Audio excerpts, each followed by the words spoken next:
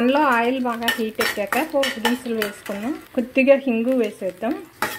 కరివేపాకు ఎండుమిర్చి వేసేద్దాం. పోపు వేగింది. ఉల్లిపాయ సన్నగా తరిగి ఆ ముక్కలు వేసేద్దాం. కాస్త వేయించుకోవాలి. ఉల్లిపాయ ముక్కలు త్వరగా వేగడం కోసం పైన కాస్త కళ్ళుప్పు జల్లేద్దాం. కాసేపు మూత పెట్టేద్దాం. మూత తీసి ఇప్పుడు మిక్స్ చేస్తూ ఉండాలి.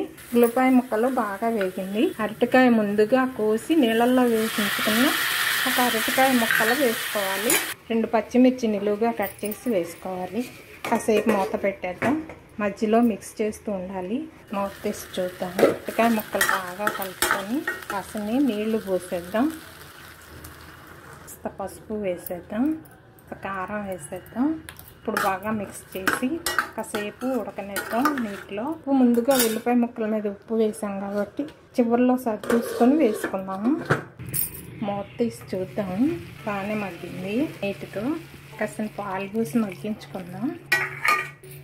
ఇప్పుడు కాసేపు సిమ్లో పెట్టి ఉడికించుకున్నాము. మూత తీసి చూద్దాము.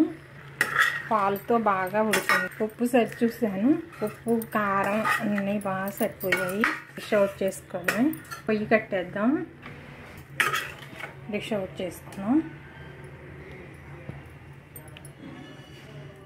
ఎంతో టేస్టీగా పాలు పోసి వండిన అరటికాయ కూర రెడీ అయిపోయిందండి. Thank you for watching. ఈ వీడియో నచ్చితే please like, share and subscribe.